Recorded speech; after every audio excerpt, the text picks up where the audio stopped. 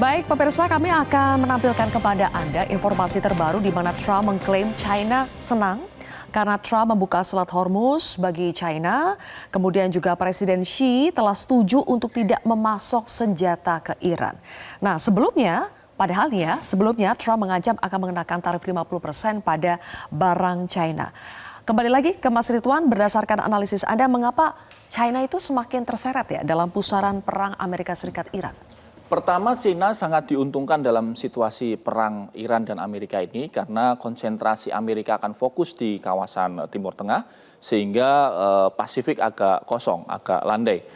Apapun upaya China misalnya dalam hal ini terkait dengan rivalitas dia dengan Taiwan, itu akan lebih leluasa. Itu yang pertama.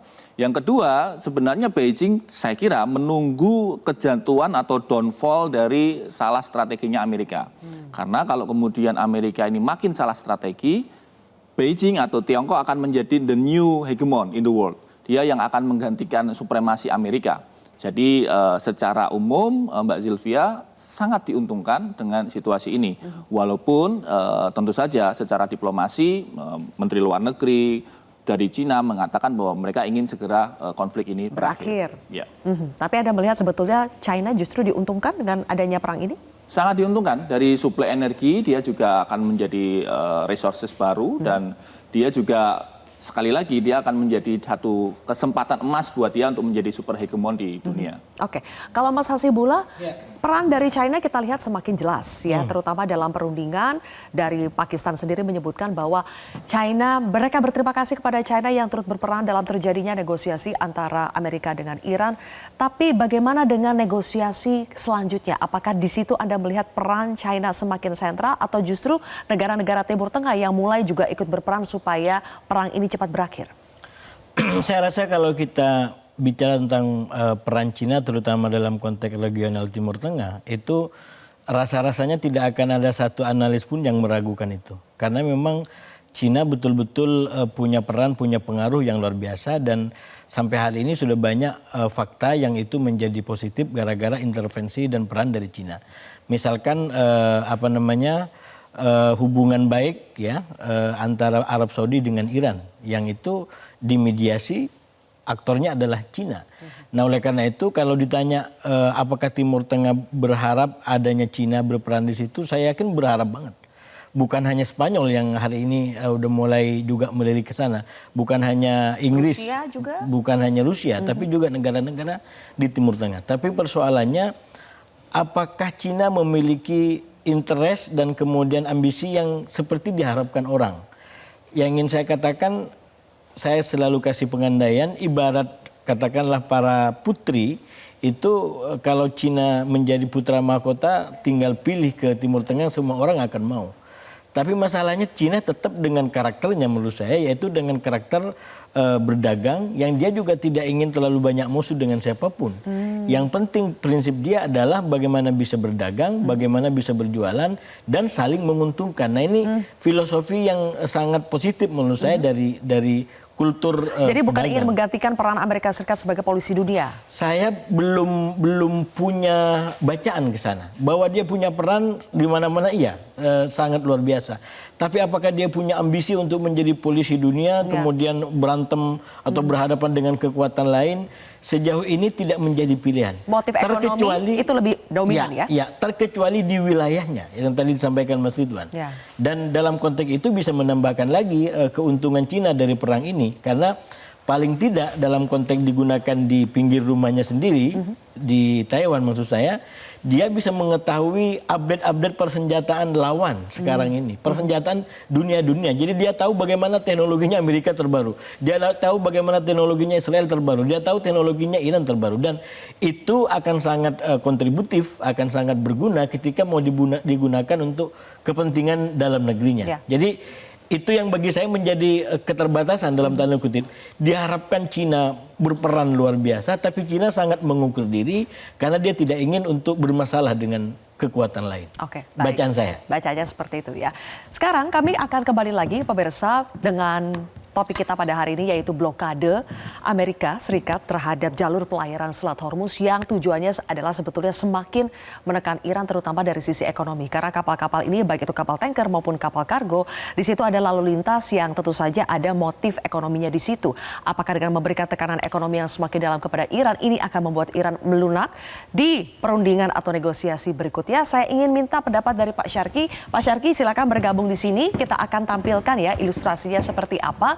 Karena Pak Syarki sudah membuat peta, mungkin juga banyak orang yang bertanya, ancaman blokade Amerika Serikat itu Pak Syarki sebetulnya mungkin tidak dilaksanakan. Kalau dilaksanakan dia itu kapal-kapalnya standby di mana sih? Oke. Hambatan utamanya adalah seperti disebutkan oleh Pak Habib tadi, adalah di daerah sini ada yang namanya rudal anti kapal dengan radius sekitar 400 km yang membuat kapal-kapal itu terpaksa berada di luar. Kapal-kapal Amerika ya? Ini adalah namanya Selat Hormuz, ini Teluk Oman, kemudian ini Laut Arab. Jadi praktis yang disebut blokade adalah menjaga jalur pelayaran ke mana, ke barat, jalur pelayaran ke timur, mereka standby di sini. USS Abraham Lincoln itu akan dikawal oleh 5 kapal perusak atau kapal penjelajah yang akan berfungsi sebagai payung untuk pengamanan Aegis, pengamanan dari rudal kalau diserang dengan rudal balistik dan macam-macam. Tapi berarti dia menugaskan dari 12 pesawat kapal yang mengikutinya, berarti dia tugaskan 3 kapal mengawal di sini, 3 kapal yang mengawal di sini. Nah, untuk bagaimana dia cara melaksanakan blokade dengan mengirimkan helikopter peringatan. Terus bagaimana dia tahu ada kapal itu lewat di situ? Ya. Nah, kapal di situ tahunya karena setiap kapal itu memiliki transponder yang akan memancarkan lewat satelit atau radio VHF dan kelihatan dia keluar di sini, dia parkir di mana. Namun masalahnya tujuan transponder itu untuk keselamatan pelayaran. Kenapa 20 kapal itu bisa kabur? Mereka mematikan VHF dan dia terbang nyusuri sini. Jadi kalau tidak menyala, tahu dari mana? Dari satelit. Tapi satelit pun juga kan tidak khusus ngawasin kapal, meskipun kapal itu gede, tanker, tapi kan itu tetap benda kecil ya. Tidak ngelihat, dia lewat saja. Dan menurut saya juga sepengetahuan Amerika. Karena apa? Karena nyatanya super tanker yang gede lolos. Artinya memang ada kesepakatan kapal yang lolos, ada kapal yang dicegat. Dan dicegat ternyata ada kapal, ada 1-2 kapal yang keluar, terus balik lagi. Balik pun tidak masuk Selat Hormuz. Ada yang mereka parkirnya di Chabahar sini. Chabahar itu ujung sini. Nah, ini kan Pakistan ya. Ini Pakistan, nah, ini Chabahar sini. Sini ada pelabuhan laut dalam, mereka nunggu di sini. Sepertinya menunggu sesuatu yang terjadi, dan sesuatu yang terjadi itu kelihatan daripada briefingnya Trump bahwa ini akan ada China akan boleh lewat, saya akan dapat pelukan yang hangat dan dari China saya akan izinkan lewat, kemudian bahwa ini akan dibuka blokadenya dan segala macam itu. Namun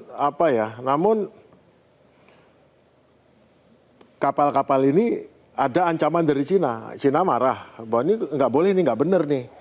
Nah, Trump mengatakan demikian, prakteknya ini masuk baru hari kedua dari kata-kata Trump, kita harus lihat besok apa yang terjadi. Tapi menurut saya pada saat nanti sudah mulai ada perundingan lagi, itu sudah dibuka.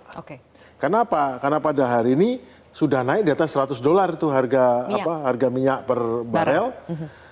Pada saat Trump mengatakan akan ada perundingan turun ke 90. Tetapi pada saat ada kapal yang berbalik, kapal Cherry sama berbalik, itu tiba-tiba naik lagi. Nah, kapal Cherry itu berbalik itu padahal sudah diloloskan sama Amerika. Dia berbalik kenapa? Ya mungkin karena dia harganya jadi turun nih, terus dia dinaikkan lagi. Jadi ada semacam yang agak misteri di sini, kenapa berbalik? Alasannya apa? Oh, dia udah keluar kok. Pak Syarki, tapi kalau misalnya nih seandainya sebetulnya kapal-kapal ini yang sudah lolos dari Iran ya, artinya mereka mendapatkan izin melewati Selat Hormuz dari Iran, tapi kemudian dicegat oleh kapal-kapal Amerika, apakah di sini Iran bisa melakukan aksi-aksi tindakan kepada kapal yang sudah mencegat kapal yang sudah diizinkan lolos oleh Iran? Ya, betul. Jarak 300 itu adalah kapal, ada rudal anti kapal, rudal pesisir namanya. Itu jaraknya cuma 300 km. Jangan lupa, di sini ada rudal yang 1.500 km, yaitu rudal Fatah 2 sama rudal balistik, pakai Fatah 2 lah. Nah, itu yang mengancam ini, yang mengancam mereka ini. Karena diketahui bahwa juga yang namanya drone-drone Shahid yang tipe 136 propeller atau 238 jet, itu jangkauannya 1.500 km. Mereka bisa mengharas itu mengganggu ya dengan mengirim itu. Dan mereka tidak khawatir karena mereka tahu betul lokasi koordinatnya. Makanya banyak daripada para kru awak ini mereka berhati-hati karena pengalaman dengan USS yang sudah balik, Gerald Ford yang sekarang nongkrong di sini di Mediterania, itu 300 krunya itu harus ikut perawatan psikologis karena katanya diserang oleh rudalnya Iran. Cuman detailnya kita nggak tahu. Yang saya dapat informasinya adalah 360 orang harus perawatan psikologis setelah dia balik ke sana. Oh, tapi di berita-berita media mainstream tidak dipublikasikan? Ada, Donald Trump cerita bahwa kapal itu diserang dari 17 arah dengan drone.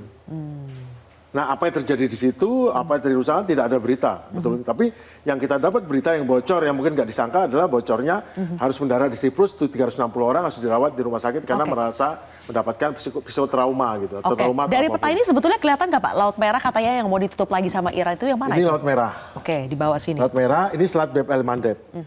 Nah, ini Houthi di sini. Dan di sini Houthi udah punya rudal nih, lihat. Saya buat rudalnya 300. Ini jangkauan rudal Houthi? Iya, rudal Houthi Oke. untuk rudal anti kapal.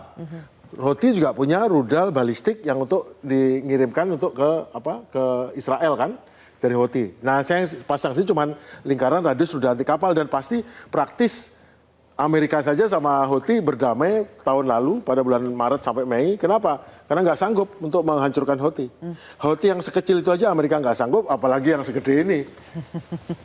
Oke, baik kalau begitu. Tapi Pak Agung yang saya baca juga Pak Agung mengatakan sebetulnya satu percikan saja di Selat Hormuz itu akan membuat ada pestanya kembang api. Nanti kita akan lanjutkan lagi Pak Agung, tapi kita harus jeda terlebih dahulu pemirsa. Kontroversi akan kembali sesaat lagi. Silakan kembali ke tempat ya Pak Syarif.